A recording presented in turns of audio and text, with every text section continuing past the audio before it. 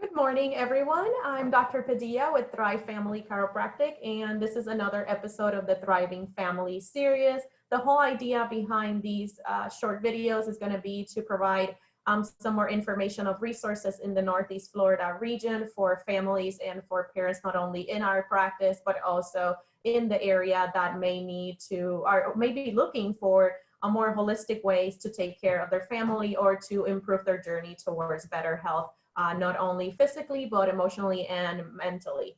So today I am really excited to have one of my good friends and fellow business owners in the Northeast Florida region. I have Dr. Kat Sims. She is the owner of Florida Children's Institute, and she is in the San Jose area in Jacksonville.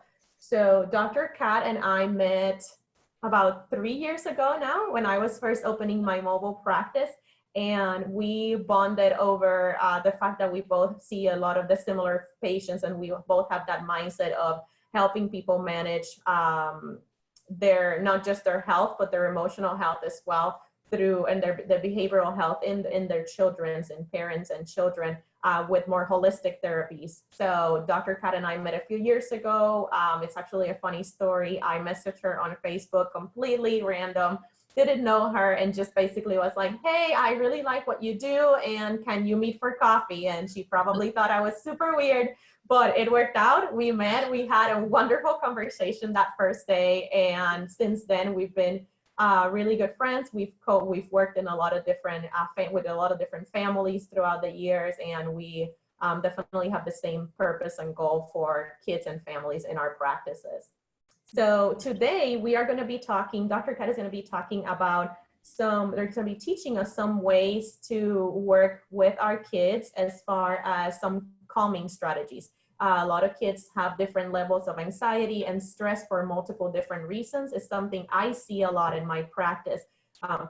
And I manage from a holistic standpoint. Chiropractic not only manages physical pain, but it can also deal with some emotional pain. And it translates, especially in kids, a lot of these stress and anxiety translates into nervous system dysfunction, which is why these kids come to me. I see a lot of kids with behavioral conditions and learning issues, anxiety, trouble focusing, trouble with learning, trouble with managing social environments.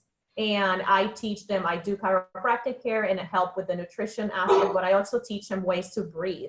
So that's where Dr. Kat and I come into a really good synchrony and synergy in our businesses, because she manages the whole other aspect from the behavioral standpoint for that.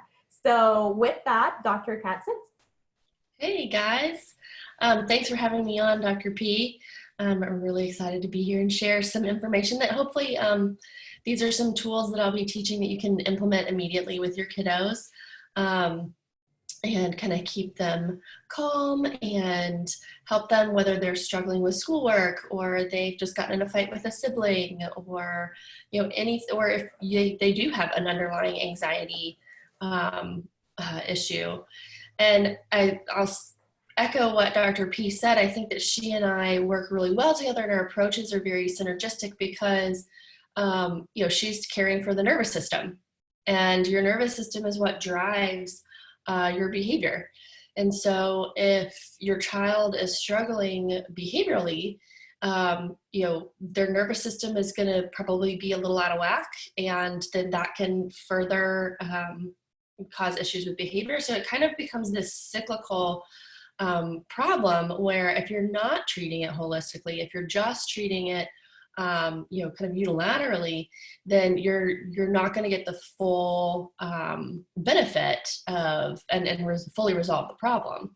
So I totally agree with what she said. I think we work really well together, and I'm super excited to be on here and help you guys learn a few tricks for helping your kiddos to stay calm. All right, so I'm going to run through a few different steps of kind of what you want to think about as a parent when you're trying to teach your children. And if you're a teacher, you could also incorporate these skills into your classroom as well. So you want to be thinking about a few key points when you're teaching a calming strategy. And I'm just going to list a few calming strategies that we use frequently in the office. And really you're going to take the same approach for teaching all of these, regardless of which calming strategy you're teaching. So the first thing you need to do before you actually even teach the calming strategy at all is you need to help the child understand what their physiological signs are of stress. So that may be their heart is racing, their thoughts start to get kind of crazy and race. They may get sweaty palms. Each of us responds to stress differently from a body standpoint, a physiological standpoint. So it's really important to help your child identify what their signals are so that they can start to independently use these skills without having to be prompted and without having to get really escalated.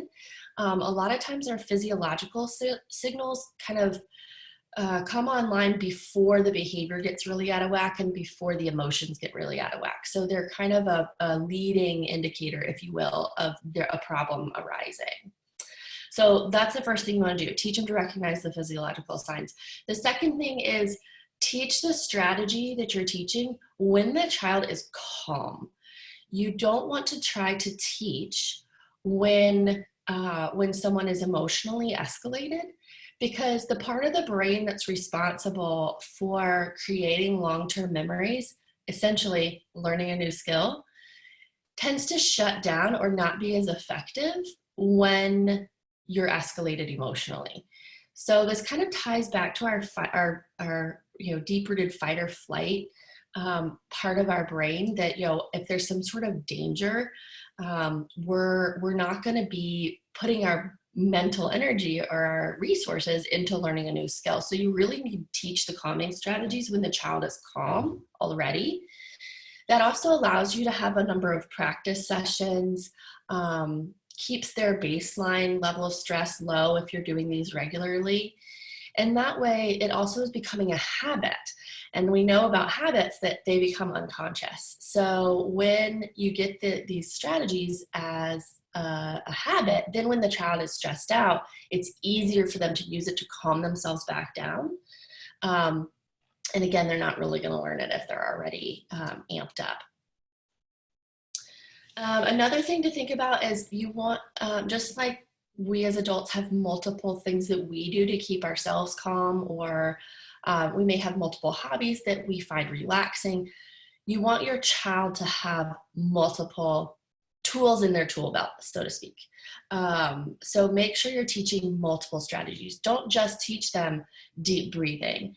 Try to also teach them how to take a break appropriately, or get up and take a walk.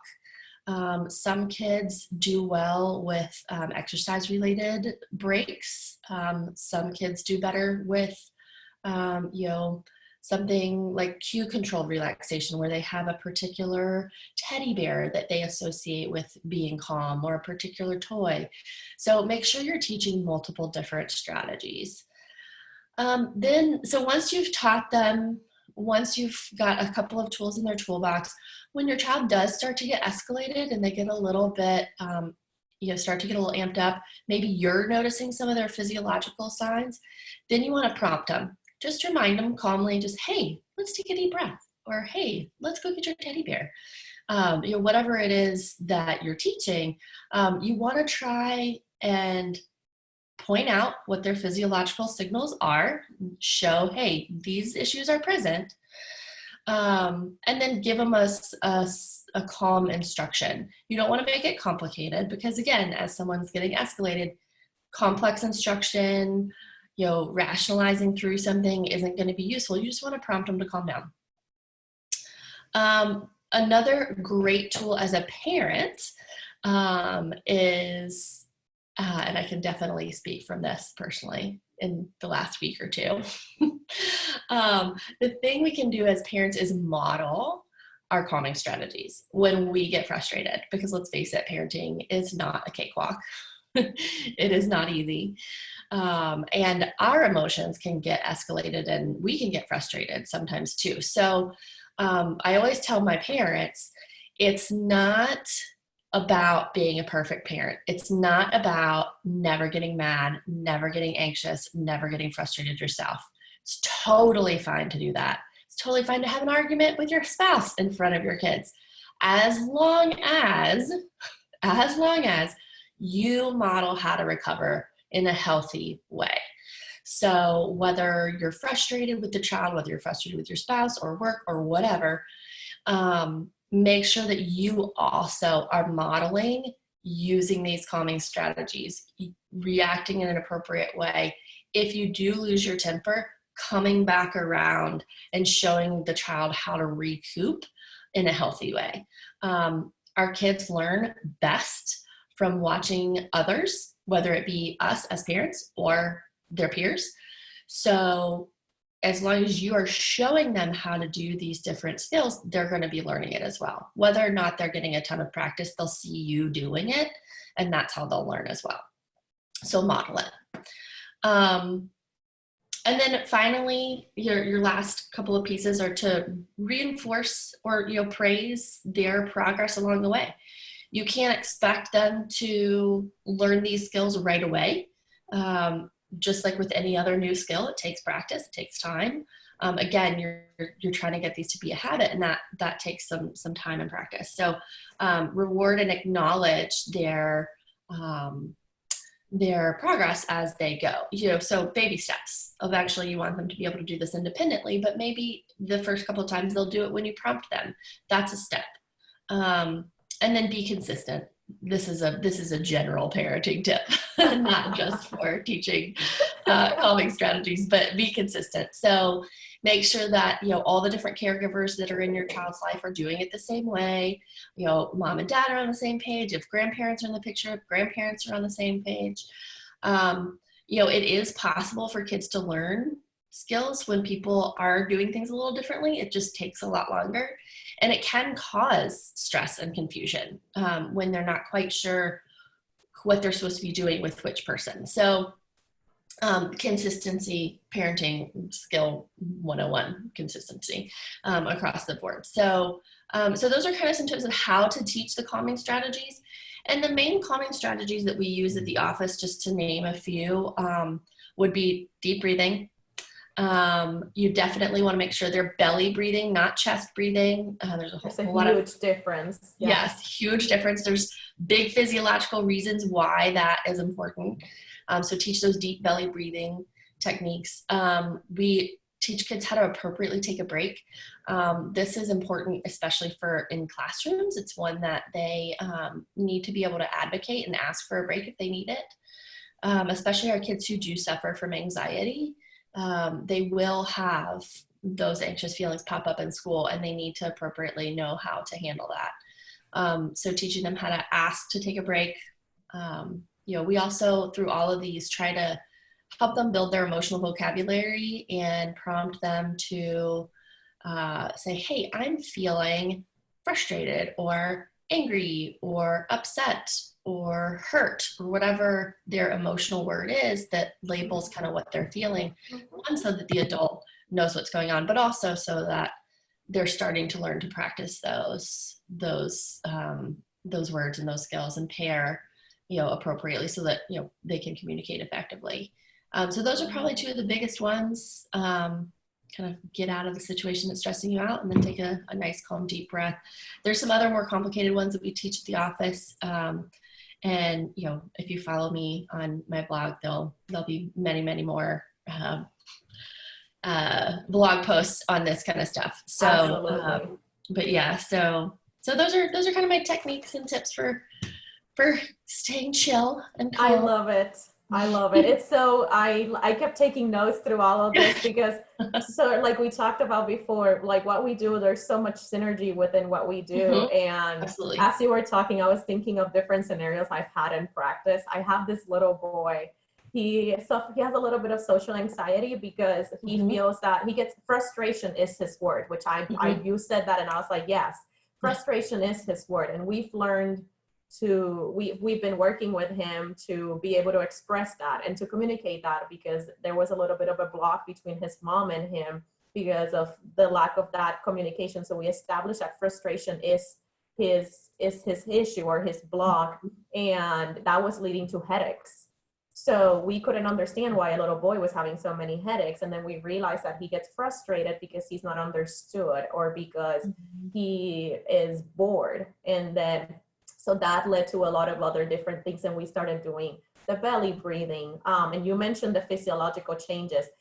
It's huge. If you do, you could be doing deep breathing, but breathing from your chest. And actually you may be increasing your stress levels because what you're producing is you're not producing the same type of nutrients for your brain and your body as far as oxygen goes. You're producing more carbon dioxide, and that actually causes more stress. So belly breathing has completely different outcomes for your brain and your body and your nervous system. So I love that you mentioned that, because people don't seem to understand that. Yeah, it's a huge piece. And for deep breathing specifically, we also coach our kids to take at least 3 to 5 good deep belly breaths, because that's really what the research shows you. That's how many it takes to get those physiological changes.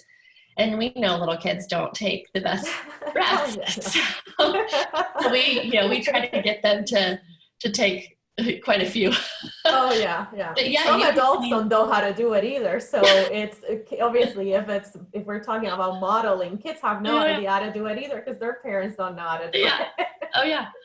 Well, and I mean, you and I both are big advocates, I know, of yoga and meditation, and those practices also teach us how to breathe appropriately, and for that physiological change. So, so having those kinds of tools in your arsenal as well are good. But yeah, it's a huge difference when kids take the big breath, but that's not, no. That's just a big breath. I want a deep breath. It's huge difference. It works too. No, I love it. Thank you so much. This was so helpful. I took a lot of notes here because you said a lot of really valuable things, like the recognizing those symptoms or those presentations is huge, because, and I was having this conversation yesterday with another chiropractor about kids and how to identify whether kids need these type of services. There's a lot of, unfortunately, there's a lot of stigma around your kids needing to work with someone regarding their emotions and their learning. And it doesn't need to be a diagnosis specific issue. Some kids just have different ways of coping, just like adults. For me, when I deal with stress, I want to eat everything and everything. So for me, it's a digestive reaction. For some people, it's lack of sleep. For some people is shutting down. So everyone processes a little different, and it's really important to start teaching our kids how to identify these signs so that they know what they need to do. So this little boy I was talking about, we identified that frustration was a big part of it. And we kept talking, and he kept opening up every time I adjusted him, and then we would do exercises so that his nervous system was already calm and he could express better how he was feeling. Nice. And one of the sessions, he kept looking at his mom, and I was like, "Are you okay?" And he was just like, you could tell he was like, there was something missing. So I was like, "Do you want mom to get out of the room?" And he like kept looking at mom, and mom was like, "Just say what you need to say." And he goes, "Mom is driving me crazy and she's giving me headaches." And we both laughed so hard. It was so funny. But after that, you could tell he just felt so much better after that. And his mom was like, he's never said that to any other doctor before. So it was really cool because it changed his physiology. It changed the way he was responding to care. So it's very important to have that on my end, because I know it helps when they see providers like you, they see their OT, their speech therapist. It just helps integrate everything better in their brain. So well, and you and I've talked a lot about this offline, but the nervous system is a fine-tuned machine, and our nervous system and brain can do some really cool stuff if we get it what it needs. But it's also fine-tuned. So if it's messed up, it's not functioning well, and you can't learn well, you can't learn new skills, and on the behavioral side, that's really what we're doing. And you mentioned diagnosis. We don't need a diagnosis. What I do is I see a problem and I fix the problem. I don't care what you're calling it. I'm looking at what's the outcome, what's the effect of the issue on the life of the child and the family. And how do we fix it? What skills do we need to teach? What behaviors do we need to teach so that the child can cope more effectively? So yeah, it doesn't matter for me, what the cause is. I'm just trying to teach something to fix the discrepancy or fix the deficiency, skill wise. But that's so much easier to teach if the physiology is where it needs to be and the brain's Absolutely. operating at its max capacity. So, I yeah. totally agree. Yeah. Well, this was great. I'm excited. I love having these conversations with you because we just keep, we can talk about this for hours. We can talk for days. Oh, absolutely. Yeah. So I'm going to recap real quick. Some of kind of things you mentioned, as far as those calming strategies. So really important to, for the parent and the child to understand the signs of stress, the physiological signs. We mentioned everyone's a little different. Some people they get very quiet. They don't sleep well. They get sick from their stomach, headaches, sweaty palms. There's all these different signs, and it's important to identify them as a kid and as an adult as well. And then teach strategies, have these conversations when the child is calm. It's the best way. No one learns well under pressure and when they're in a negative state of mind. So definitely, because of all the neurological feedback, when you're on fight mode and flight mode, you're not going to be able to process the same way as when your brain is calm and rested. Have multiple strategies, multiple tools for calming. And you mentioned that those are great for classroom applications, for different scenarios in life. I know I teach in my office for sensory issues. When kids are overstimulated, I teach them brushing techniques, compression techniques, different things like that they can learn to do on their own when they feel they're starting to recognize those signs. So then they're like, okay, I need to take a break, and then I need to assess where I'm at and work from there. And give them simple, calm instructions. And as a parent, just model those. That's very important. When a child sees that you have your strategies in place to deal with a problem, then they're going to understand and they're going to sense that energy as well and use that in their own healing process as well. Exactly. Yes. Awesome. Thank you so much, Dr. Kat. So this was very helpful. I know the patients and the members in the practice will definitely appreciate this. If anyone wants to learn more about your blogs, you mentioned you have a few blogs on this topic, or they would like to schedule a consultation or a visit with you, where would they find you? FloridaChildren'sInstitute.com. We're also on Facebook and Instagram. So on Facebook, it's Florida Children's Institute. And on Instagram, it's Dr. Kat Sims. Perfect. And we can probably post links. Yeah, I'll post the little photo with all your information there too. Awesome. Absolutely. Thank you so much. Thanks, Dr. Padilla, for having me. Absolutely. Thank you for watching this episode. This is our second episode of the series, and I'm very excited for it. And if you need more information regarding how chiropractic can help your family and your children, you can visit jacksmobilechiropractor.com. On Instagram, Jack's Mobile Chiropractor. On Facebook, Jack's Mobile Chiropractor as well. Or you can call the practice 904-437-4546. Thank you so much for watching this episode of the Thriving Family series, and I will talk to you guys soon. Take care. Thank you, Dr. Kat. You're welcome.